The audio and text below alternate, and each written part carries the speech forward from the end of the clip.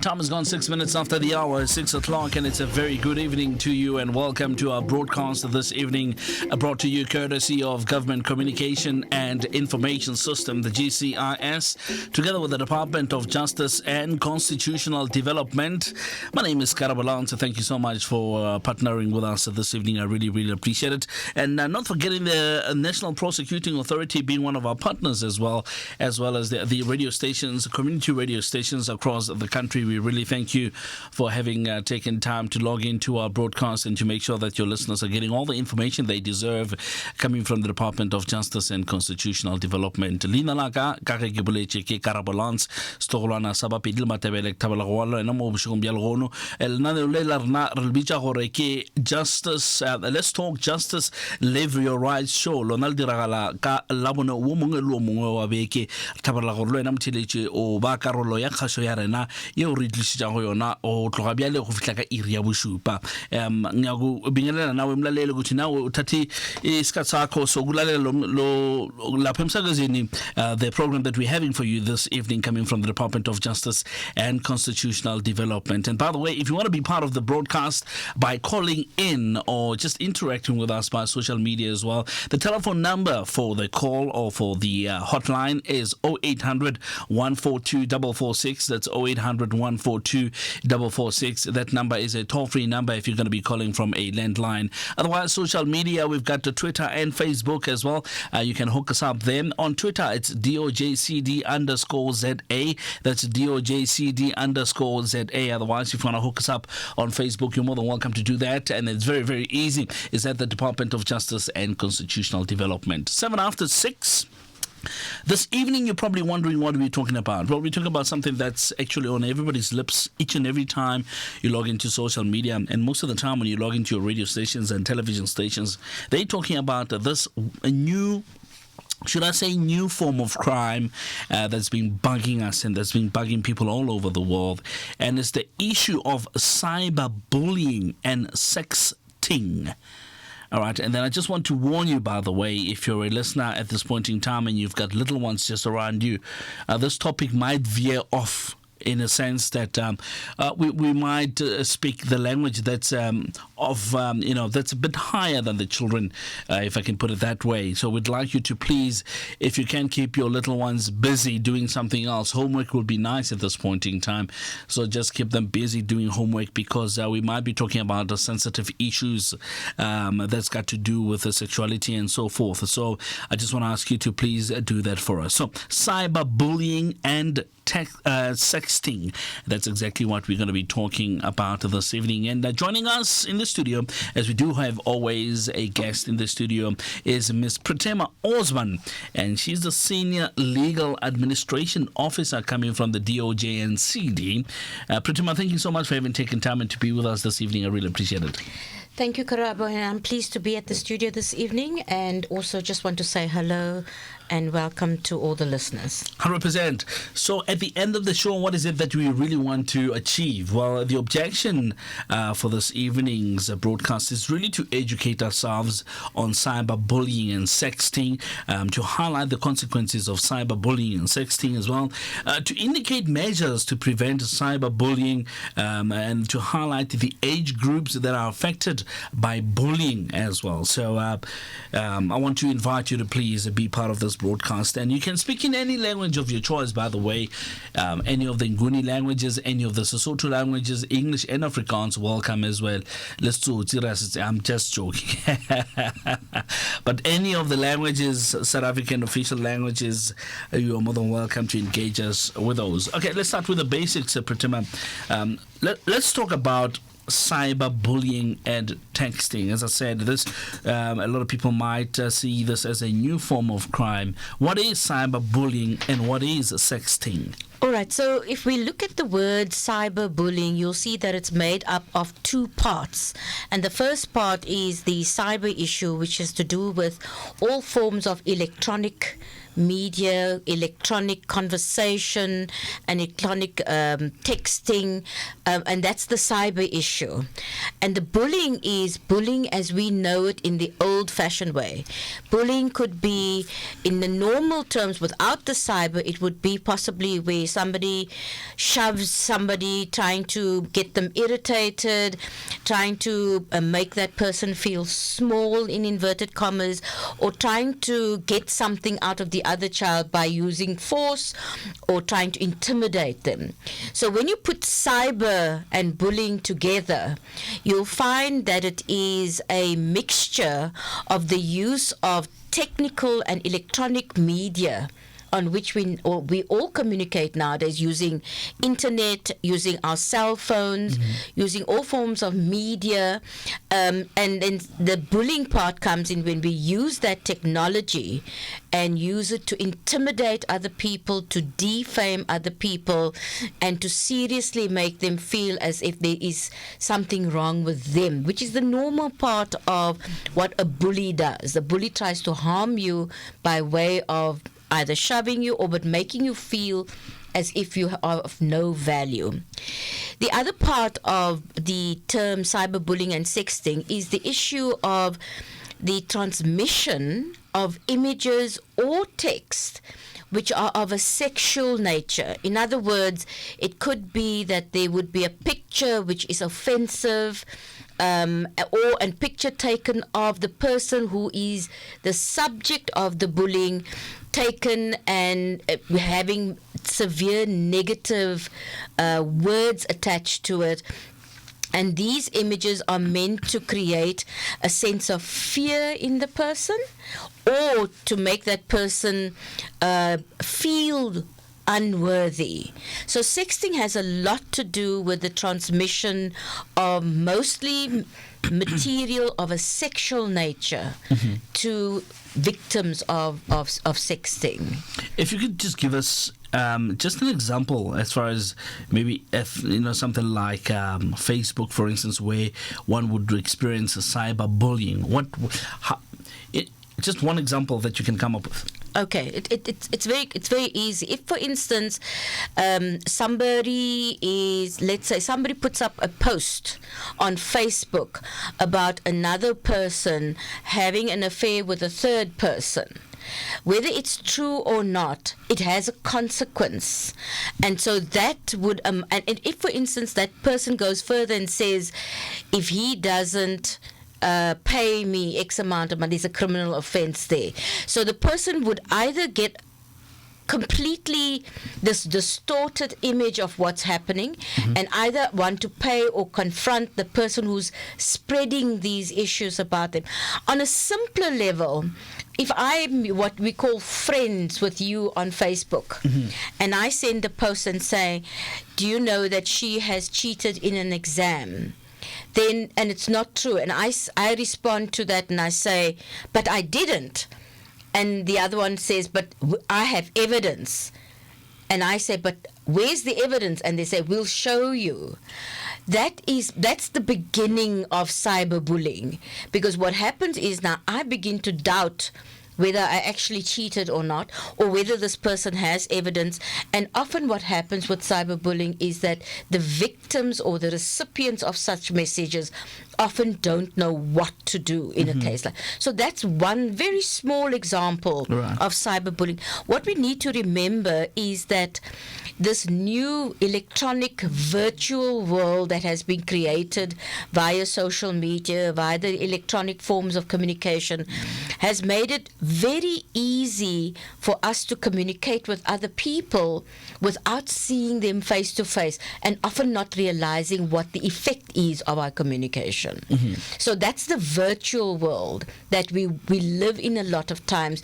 And because children often have more time on their hands, they often do this as a form of distraction, not realizing the kind of impact that it can have on the victim of such cyberbullying. Right. 0800 142 446. That's 0800 142 446 on Facebook at the Department of Justice and Constitutional Development.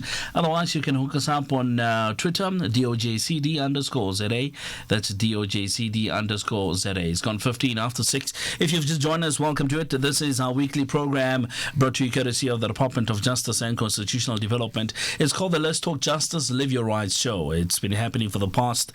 This is now our 16th episode that we're dealing with right now, and a lot of people have really learned quite a lot on these broadcasts. Myself, having learned quite a lot up until here, and I'm looking forward to learn a little bit more as well as we go ahead with these broadcasts. So I don't want to leave you behind. I want you to walk with me this path of learning. So you can do that. One way of doing that is by interacting with us on those numbers that I've given you, or those details that I've given you. 0800 142 446, 0800 142 446, a toll-free number if you're going to be calling from a landline. Otherwise, if you are using social media, we can accommodate you on Facebook as well as as well as Twitter, at the Department of Justice and Constitutional Development, as well as the Twitter DOJCD_ZA.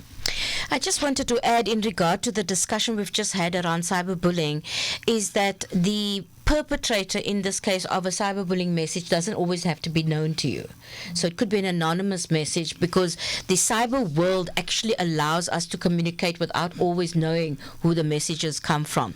And so there are different forms of the cyberbullying, and some of them are text messages, normal SMS text messages.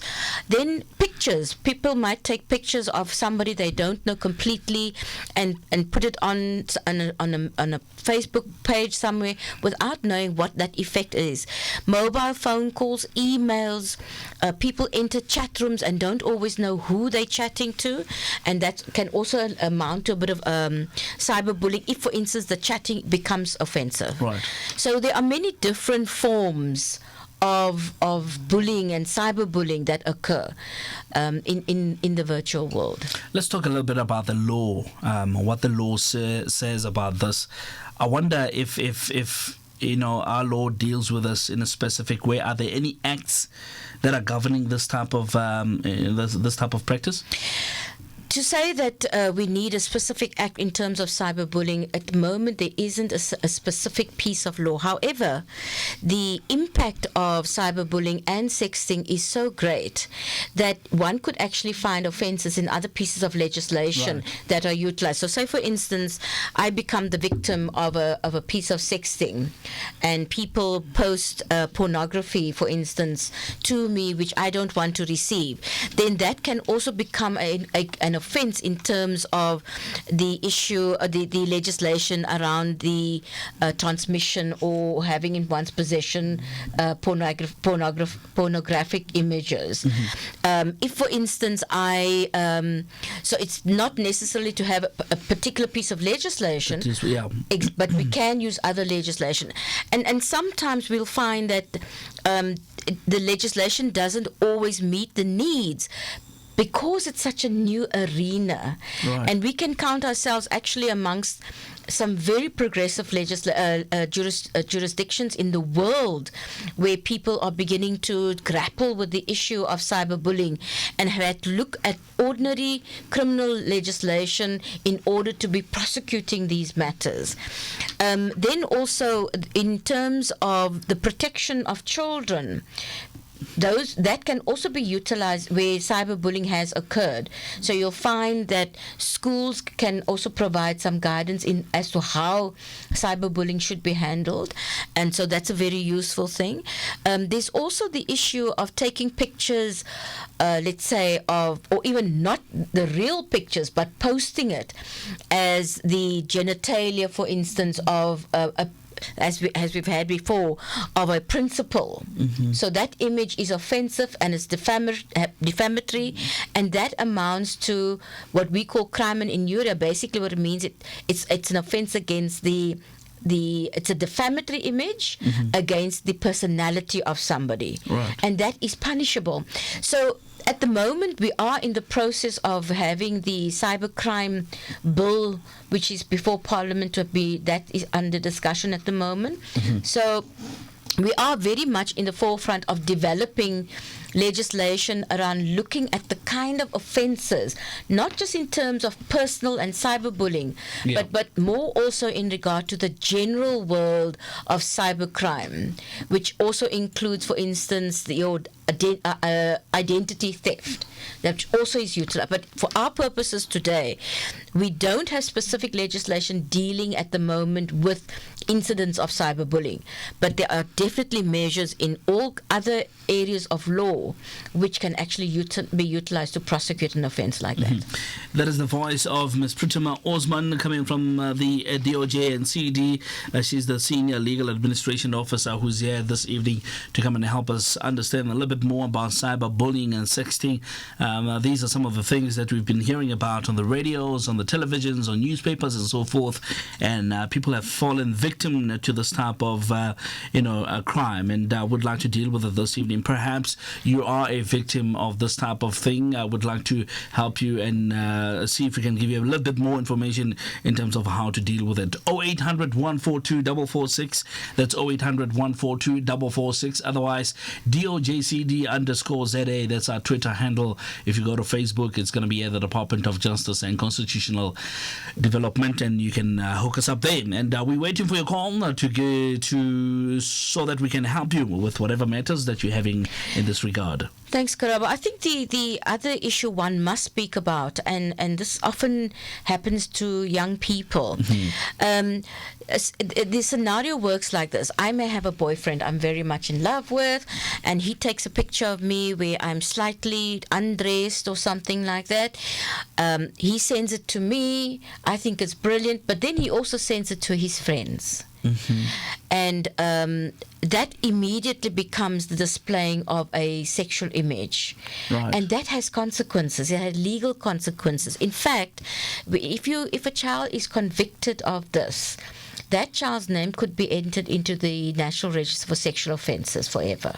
So it's a very serious offence. So if the perpetrator actually... It doesn't need to be the perpetrator. It could be if I take that picture and send it off as well, I could be guilty of that as well. So I suppose the bottom line in all of this is never to send sexual images or pictures of yourself unclothed to one another. But we know it's inevitable, it's going to happen, especially when relationships go sour, when we no longer are in love with that person. Then we feel that we want to destroy this person, so we send this picture to somebody, and then it becomes completely transmitted, so to say, becomes almost public knowledge, and that can amount to a conviction as well. So we need to be alerting the public, especially children, that the transmission of images of another, and I'm not talking about just the face, but I'm talking about breasts, genitalia, and even nude pictures.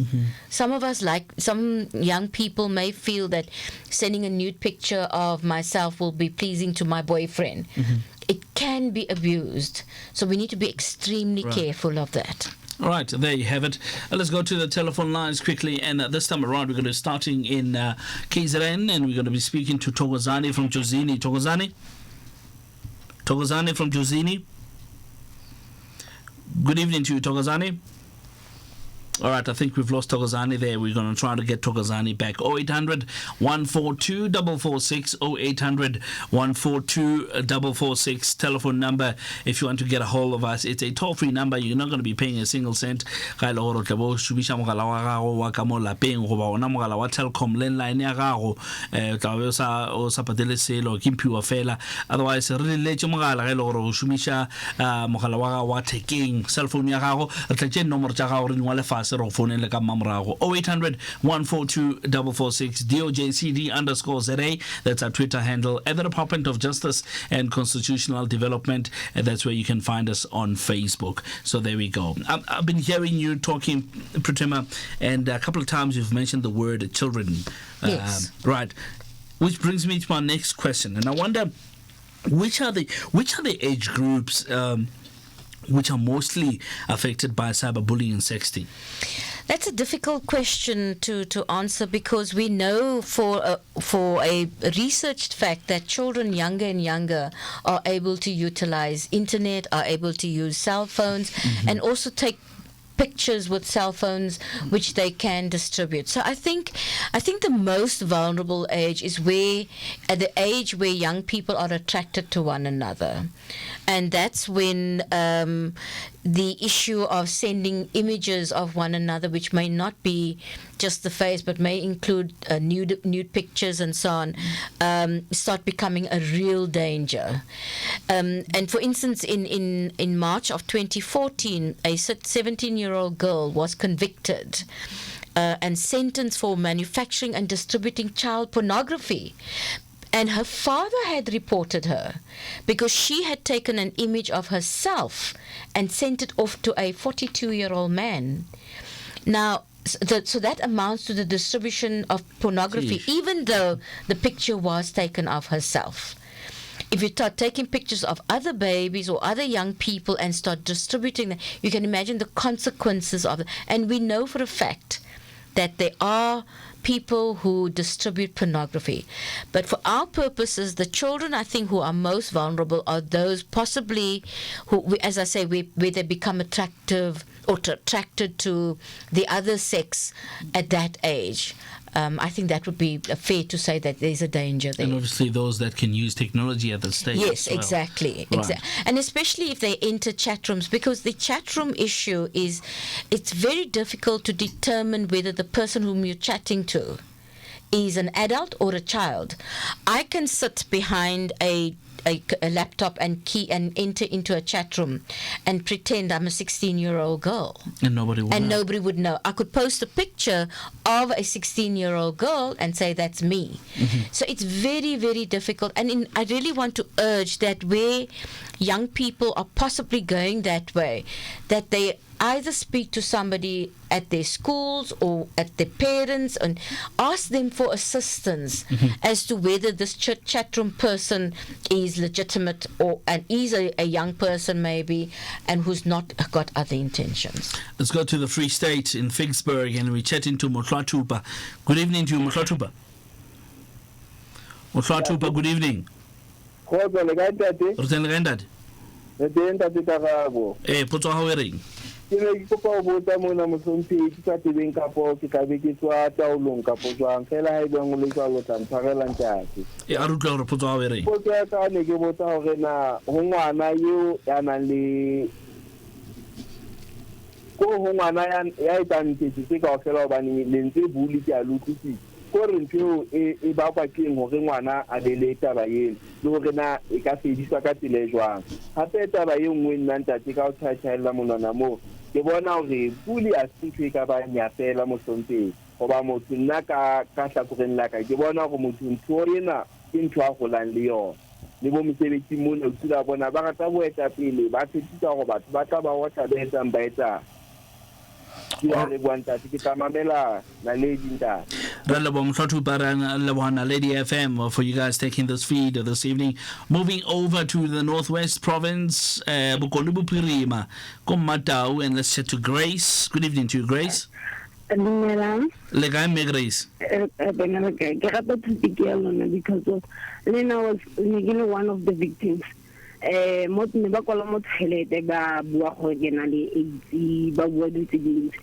then freedom of speaking social between about it's most especially false about us. And then I had to go to social workers, psychologists, or adjust them because how can a human being disclose something more social networking and then she thinks or he thinks for sharp on my end. That thing is still hurts the most. So I hope today they are listening for there will be action that will be taken. I was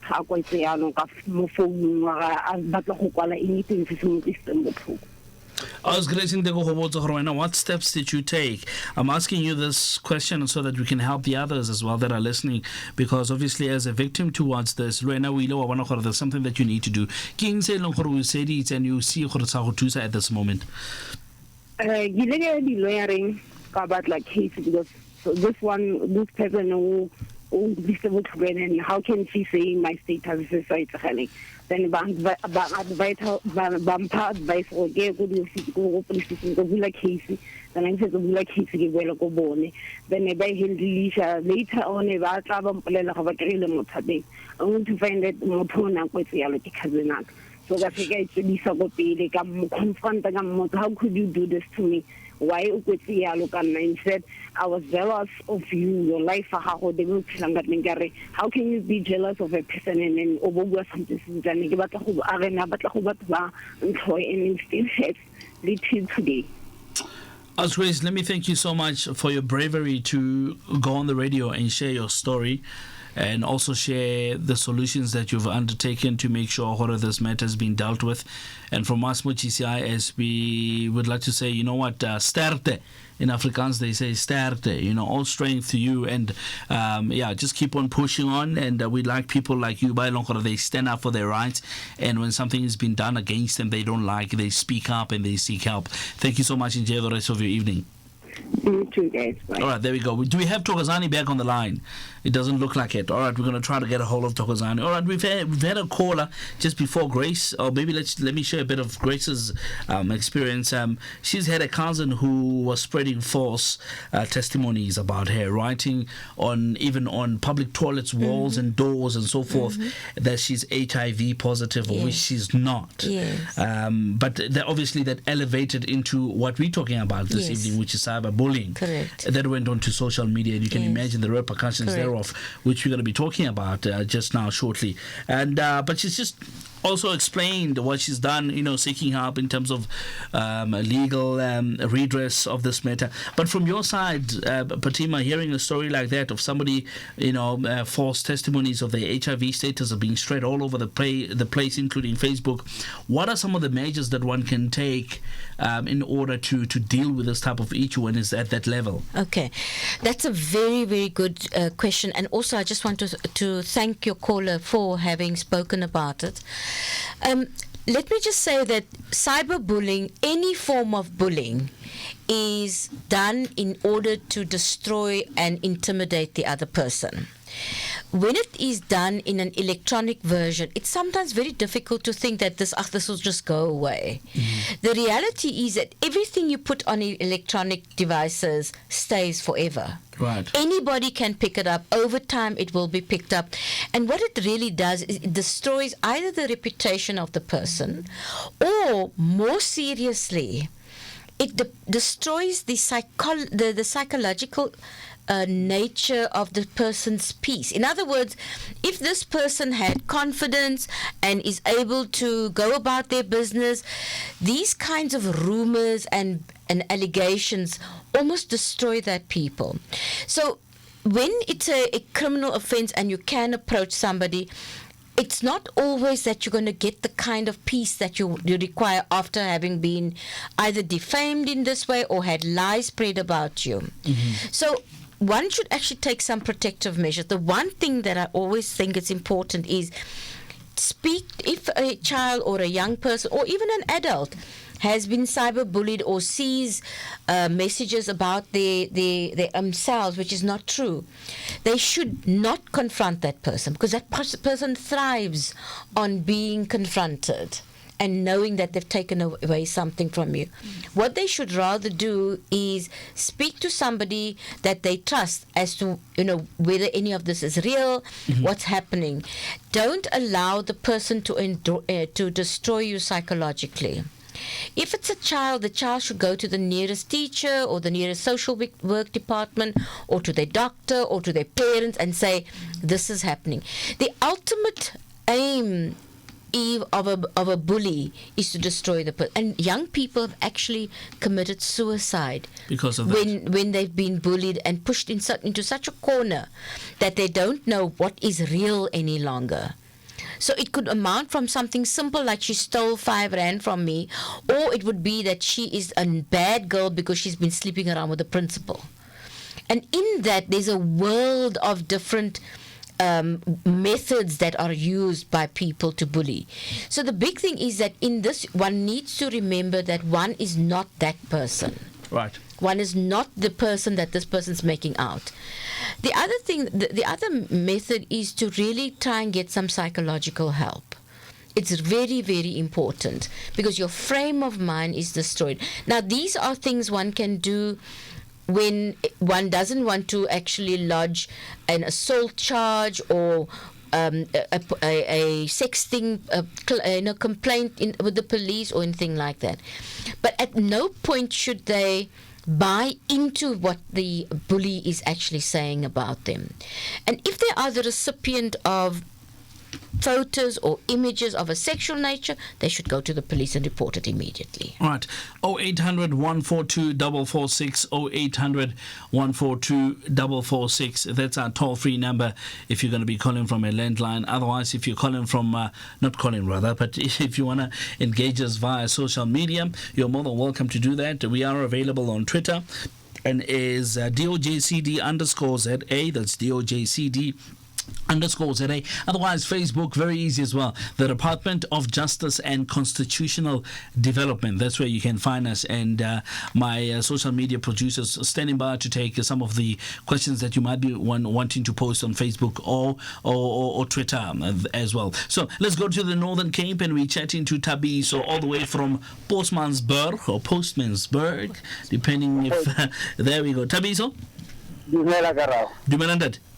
O siamela dumedisela moeng wa gago ta a utlwe that ke tlile go botsa potso eso ke mabapi le ntshengwe bidiwang defamation of character ne right how motho a go diragala gore today you go to the clinic, you go to test batho ba kry positive, then how tsena go dithabini o bo kry leina la gago le tletse kwa le mo social network gore no this guy o positive. What steps must these people take that about defamation of character? Ke ba gape mo ya bua selo bro engwe ke a ditse ke be yang ka setswa do tse dingwe wa di batho ba di dira ba balelapa ne how wa sheba di tsa teng di tlhagelela on Facebook go tseno motho o rileng o dirile so le ngwana ga go kuku this thing government rena e tsa kgato ya go sireletsa batho ba ba tlhagiso mafaratlhatlhe ke batho ba berekang go ditheong tsa health go bua ka tsa pholo go ditheong tsa pholo batho ga ba sireletsega bro a tseiti matlhoko a batho a expose mo di Facebook mo di Twitter government rena e dirang ka lotsebeng ya lona. All right, thank you so much. And Dr. Tabiso, re tla bona re arabe yang potso ya hao. Thank you. 0800 142 446, 0800 142 446. Otherwise, Twitter, DOJCD_ZA, Facebook, and the Department of Justice and Constitutional Development. I changed my gears there slightly, Pratima, just to make sure I'm not saying them fast. I'm saying them slow. So the people can. So the people can hear. So there we go. That's Tabis all the way from Postmansburg, and he wants to know the issue with defamation of character. How does one deal with it? What is it the same steps that one needs to take as far as reporting cyberbullying? How does one deal with a defamation of character, especially after having gone to health institutions? He mentioned, which was one thing that he added as well, that he feels that people's identities and people's statuses are not safe when they go to health institutions. One would go to one and maybe take an HIV/AIDS test and only to find that one is positive. And just before you know it, your name is all over the township, all over the place, and people are talking about you. He's quite worried about that. Yeah. So how does one, what can one do in that instance? I think first of all, the elements in regard to dealing with a defamation of character picture, the one very important element is that the defamation or the defamatory line or value, whatever it is, has to have been publicized. In other words, the fact that, let's just say in this particular case from the caller, that he sees whatever the status is, he sees that advertised. And then that's the first thing. So there must have been some form of publication in terms of that defamatory thing. Right. Then secondly it must be that the publication thereof actually led to a reduction of that person in terms of his business, in terms of his status, and in terms of whatever that publication was used to damage. So you can't just claim defamation because somebody knows your status. But if in knowing that has become published amongst all the community, for instance, and now his business is affected thereby, then that becomes a possible claim to take to court. Does it have to get to a level where you have a negative effect on it? Can't one just, seek recourse and redress when only somebody has publicized, and maybe you're not experiencing any loss of business income or anything like that, but just for the mere fact that somebody has just gone ahead and publicized this information? Can't one? I think normally any form of defamatory statement would affect one's standing in community.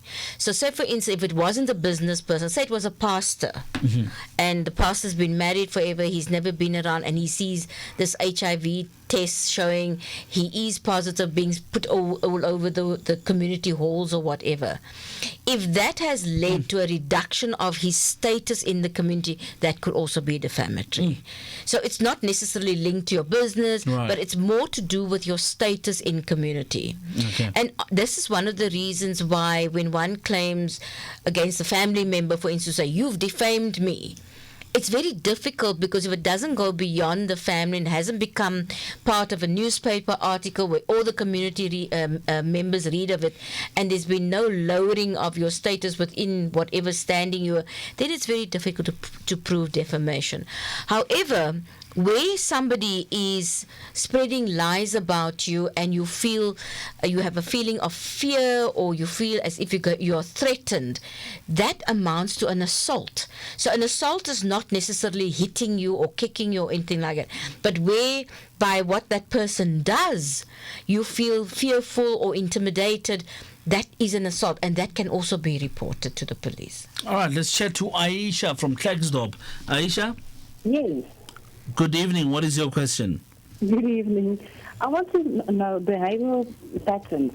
Is there specific behavioral patterns that you can see in children when they are being bullied, and how can you motivate them from the side to open up towards someone?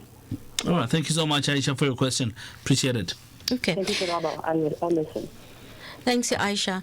I think one of the important things to note is when a child is being bullied, there very, very often is a change in behavior. You might find that the child who's normally bubbly or outgoing, it suddenly becomes quiet and withdrawn, or where a child would sit normally and talk with their parents, they don't want to talk anymore, they go into their room and lock the door, or they are very depressed. So you can look for those sorts of signs and these have been explained to us in the interaction we have had with the Department of Basic Education and with the Department of Social Development, that these are the outward signs of what a child may display if they are experiencing being bullied at school. And remember, the bullying doesn't necessarily have to show physical evidence of it. It could be through the words, it could be through the documents they get. For instance, they may get a note, or it may be through the laptop, or it may be through the phone.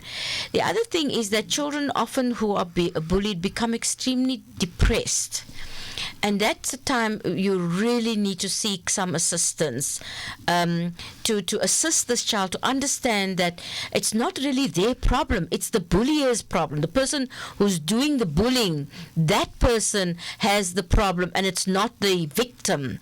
And it's very, very desirable that parents or caregivers or guardians of young people or adults, again, I have to stress that it's not something that just happens with children, but whoever is in a caring situation with that person should approach that person to get some help or get the help for the person themselves. It's very, very important. So those are the kinds of things that also they may, not want to eat any longer.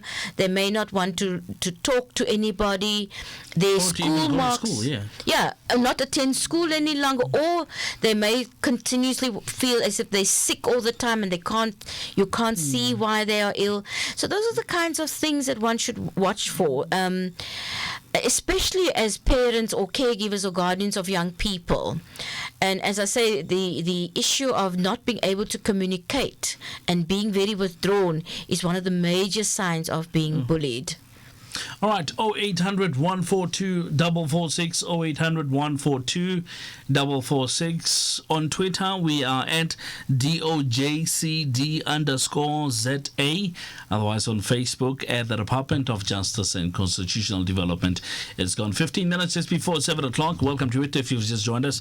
Joining me in the studio is Ms. Pratema Osman, coming from the department, and she's the Senior Legal Administration Officer there, talking to us this evening and educating us about cyberbullying and sexting, and she'd like to encourage you to call in with any questions or comments that you might be having, and we welcome you speaking in any language of your choice, so you're more than welcome to do that. Pratema, just before we go ahead, I've got two callers who've been holding on for a bit of a while. Let me take those and then we'll just go on. Uppington, we chatted to Frank. Good evening to you, Frank. Frank? Hi, Karabo. Good afternoon. And thank you so much, Frank, for choosing in. What is your question, sir? You both are currently in love now, and you decide to exchange pictures over the phone, nude pictures or half naked pictures. And it goes on for a year. And no one has a problem with it because no one is distributing it to third parties. And then after a year, you break up, and Karabo decides to take this matter to the courts. Will you, Fatima, have right to say that we have been consenting to doing this thing and it was never distributed to third parties, and Karabo has been doing it for a year with me? Why should there be a problem now? Will there be something that one can take up and say that it was two consenting adults doing this thing, not distributing it to third parties? All right. Okay. Thank you so much, Frank. Thank you for calling in. Please note that one there, Pratema. Let me take one more caller before we answer that. And we chatted to Joyce, coming all the way from KZN in KwaDlabisa. Joyce? Yeah, Robin. Kunjani ma? Ngiyaphi. Ngisacela ukukhuluma kuseqaleni kunalokho nikhulumayo angazi noma ningangamukela. You're more than welcome to do that. Let's see if we can help you. Yebo, ngisacela ukubuza ukuthi besicela ukulema umhlaba la wesitu isisiwe game reserve. Manje so kwathiwa kufika amabhasi asesikhohle ukuthi wasekhamba ugesi asangibeseza amagate akala kaHlabisa. All right, Sis Joyce, you know what? You've actually called me at the right, well, not necessarily right time now, but right time today. Ngoba benkuluma nabo laba bantu base Department of Rural Development and Land Reform. I was following up when Sis Joyce ukuthi na lezinto zama land claims hamba kanjani, and they've actually promised to send me some documentation. What I'm also going to do, I'm going to take your details down now, and then I'm going to call them tomorrow. Back phone sisi bago about where exactly and when are they going to be bringing those buses to your area? How about that? Oh, okay. Yeah. I know when Sis Joyce could bazobe bekhona sometime in the future bazobe bekhona lapha ngamabhasi so that people can lodge their claims, but I don't know exactly when and what date is it, but we can find out tomorrow and I can give you a call and give you all that information. Oh, okay. Thanks very much. Thanks, Sis Joyce. Let's go to Mlech. Let's speed it, Ali. Ali? Fayebondi. 12 before 7 o'clock. Let's see if we can get a hold of Ali back again. I would like to hear from that caller that we've just noted now. I think it was about the possible consensual distribution. Exactly. Yeah. That's a very interesting one there. Yes. In terms of it is very interesting, and this is what we described earlier on. Remember, we spoke about when there are two people, they consent to sending pictures of one another. and there's this general exchange. One assumes, of course, that is not the exchange of children underage. Because immediately that becomes, it's an offense to be distributing nude or semi-nude pictures or pictures showing the anus or so on of children. Consent or not. In fact, we shouldn't even talk about the word consent when it comes to children. Yes. So as far as children or young adults are concerned, for instance, if they send images to one another and there's no third-party distribution, it should be fine. However, if I remember correctly, the caller mentioned that they've broken up. Yeah. The danger is that those pictures will then be distributed to a third person. So the only time it'll become a problem is if it's a child whose pictures have been distributed. And remember, children in South Africa are people below the age of 18. So if it's a 16-year-old, you have a problem. You understand? If it's not a problem and the pictures are not distributed to anybody else and don't become the distribution of pornographic images, it should be fine. The only danger is you don't have a guarantee. True. You don't have a guarantee that that's going to remain between those two consenting adults. So I suppose the bottom line would be is not to send semi-nude and nude pictures of one another to each other. All right. It is a danger. Okay, let's take Mary quickly. Apparently, Mary is driving. Mary, can I ask you to park? Are you parked on the side, Mary? Hello. Hi, how's Mary? Yeah, I'm at the robot. It's a glitchy robot, so I just need concentration. Hold for a few seconds. Let me move on to they'll call you back. Let me move on to the next caller. I'll tell you why, because I don't want you driving and phoning me at the same time. Okay, let's go to Ali. Ali's back. Bra Ali. Yeah, hello. Gana. Rona puchal na ring.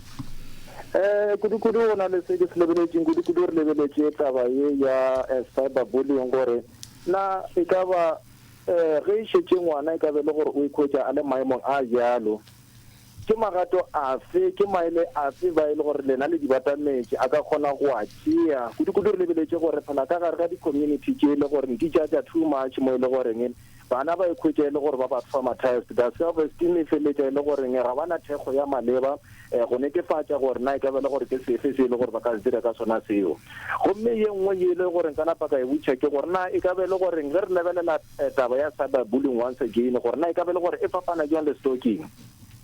All right, thank you so much, Bra Ali. All right, okay, let's go to Togazani in Chozini. Togazani, yebona futhi kunjani Togazani? Sikhola njani? Hayi siyaphila baba. Umbuzo wakho thini? Ngicela ukubuza la sometimes kuyakwenzeka ukuthi mhlambe abazali or ilunga lomndeni lithathe izithombe zabantwana ezingekho right upload lapha ku internet yabona so ngifuna ukuthola ukuthi mangabe udaba lenziwa kumzali mhlambe uthi yombopha akusabise ngokuthi ngiyakondla and then mangabe ngiboshwa lana uzokudliwa obani abana umuntu akusabise ngalezo zinto lezo ukuthi ngiyenzela into ezithile but angeke ngikwazi ukuthi wenzele mawuqhubeka nokuyo ngibophe yabona so ikhona yini support from i-department yaka-justice or yaka-correctional service enazo ukusiza abantu abanjalo abangakwazi ukuthi awubophe umzali wakhe because uyena ongenisa ukudla ekhaya yabona. Thank you, Paya. Babtogozani from Josine in KZN. Appreciate it. 7 before 7 o'clock. 0800 142 446. We can still take a couple of phone calls, but let me not waste time quickly. Let's answer these questions, Pratima, and then we'll go to something that you would like to highlight there. Yes. Let's start with Ali. Ali wants to find out if a child finds themselves in that type of situation, what support can the parents give to that child? And the other thing that he wanted to find out a bit more about is the issue of what is the difference between cyber stalking and I beg your pardon, cyber bullying, and I think you mentioned stalking. Okay. The difference between the two. In the first instance where he's asking about the support from the parents, is he referring, I'm assuming that he's referring to the fact that when a parent finds out there is a form of cyberbullying taking place. The first thing would actually be to see that that the child who is the recipient and the victim of the cyberbullying is feeling safe. In other words, that the parents assure the child that it's not something they have done, and whatever the rumors are, they are in the head of the bullier, in other words, the perpetrator, rather than the child themselves. So that's the first thing. Then I think it's very important to allow the child to speak, because now the child is aware that the parents are aware, or the caregivers or the guardians or the teacher, whoever. Then would be that would be the time to allow the victim to be able to talk about this experience, and together with the victim to determine whether they should be actually getting some assistance or not. Whether it's in the form of speaking to a health professional or a social worker. That would be the kind, and as I say, the Department of Social Development as well as the Department of Basic Education have actually developed material to provide assistance for children or parents who are the victims of the cyberbullying. All right, then. Okay. And then cyber stalking is also a very serious. It's a kind of phenomenon that started. Initially we were always aware of the fact that people can be stalked by people following you and so on.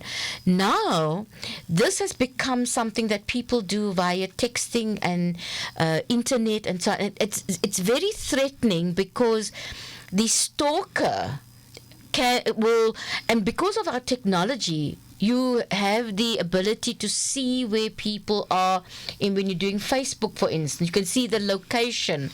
And sometimes it's very, very fearful, because you don't necessarily tell the person or anybody necessarily where you're going to when you are going to town or wherever. Right. But you send somebody a message and that is picked up, and suddenly your location is known in terms of the new technology. Right. Sometimes they go to Google Maps and see the homes and addresses of people. Oh, so that's IP very addresses, and often the cyber stalking is as a result of, again, the perpetrator wanting to make that person fearful, make that person scared, make that person confused, not let them be able to think clearly as to how to protect themselves. When a cyber stalking issue comes, we seriously suggest that you report it to the police. They actually do have units who deal with cyber crime. Okay. So they do deal with this, and it's something that they're very alert to. And it'll become more and more, it'll become part of our new legislation that's been developed, because the cybercrime bill seeks to create offences for the forms of cyber stalking, cyberbullying, sexting, and all of those kinds of things. The other thing, if I might just highlight, is that we know that we have the Child Justice Act, which has been around since 2010 when it came into effect. Now, the Child Justice Act is an act which has been put in place specifically to deal with children who commit criminal offences. The idea is that they should still be entitled to develop the way children would, despite the fact that they've got the criminal offence. And some of these offences could involve cyberbullying and sexting as well. So the idea would be to apply the principles in terms of the Child Justice Act to a child under the age of 18, so that that person can get proactive crime prevention help, so that they are diverted to go and do programs to understand what it is they're doing. And then also one of the big things is the issue of restorative justice. So where a child, not all children will realize that they are actually bullying somebody, using cyberbullying. They may think that if they send you a nasty message, it's just a nasty message. Right. What they don't understand is the impact that message has on another. And then it also is that the parent or caregiver might report it to the police.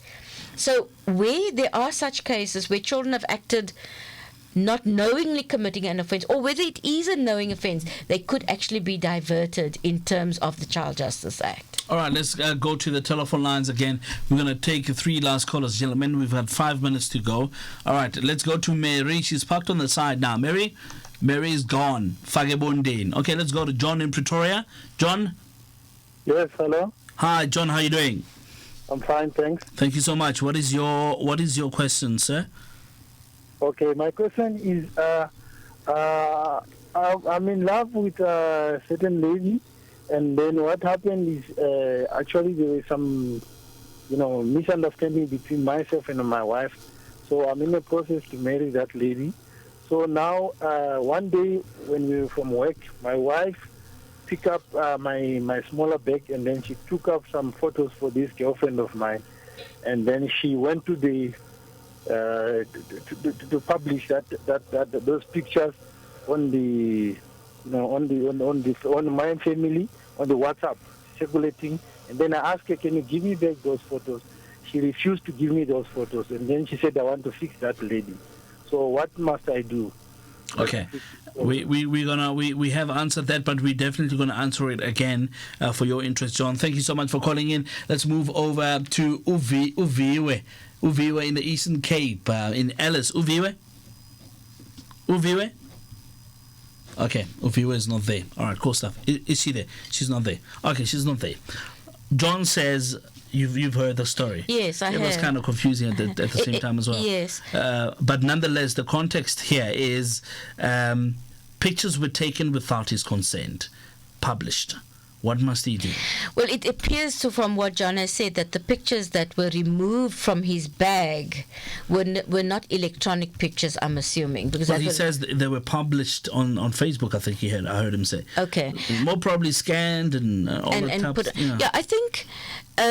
if in the publication of those pictures, the reputation of the girlfriend has been harmed in any way, it would be important to first find out, whether in effect it actually harmed her status. Mm-hmm. But I think in this particular case, what's important is that. I think what he was pointing out is that there is, first of all, these are adults, these are not children. So it seems to me that what he needs to do is to, I'm a little bit uncertain as to whether he's getting married to the girlfriend or whose pictures were removed.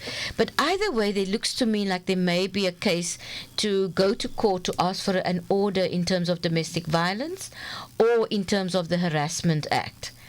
So I'm not certain what exactly the complaint is. If, for instance, the pictures are being published and there are continuous phone calls, for instance, against the person whose pictures have been taken, that amounts to harassment. And harassment also involves the sending of messages via cell phones or sending emails, so that you can get an order against that to stop this person from doing that. Mm-hmm. The second thing was if it's that the wife is actually creating the scenario where I think it was John mm-hmm. is unable to take it, and he's feeling as if he's being abused in some way, he can approach the courts for a domestic violence order as well.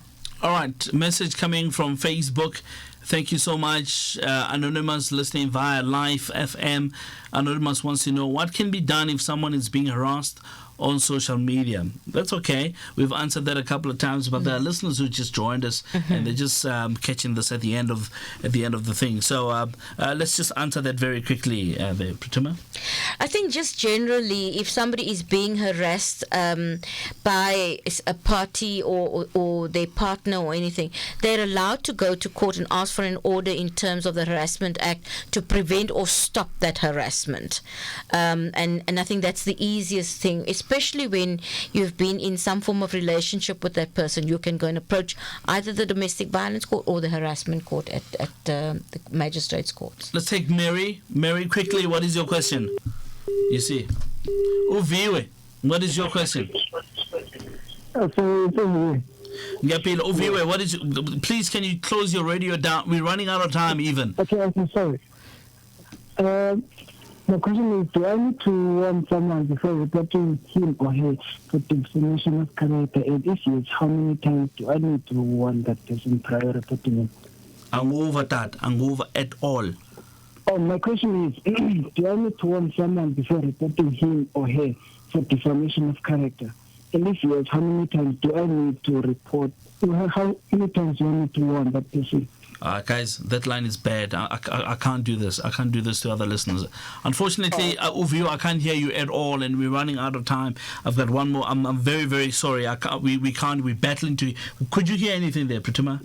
Yes, I heard what the caller was saying. Basically, he was saying, how many times do I need to have an incident which is of a defamatory nature happen before I must report it? I hope that's what. I think that's basically what he was asking. Okay, producers, I'm not sure. Okay, yeah. I'm having one note from one of my producers. Let's go with that angle. Okay.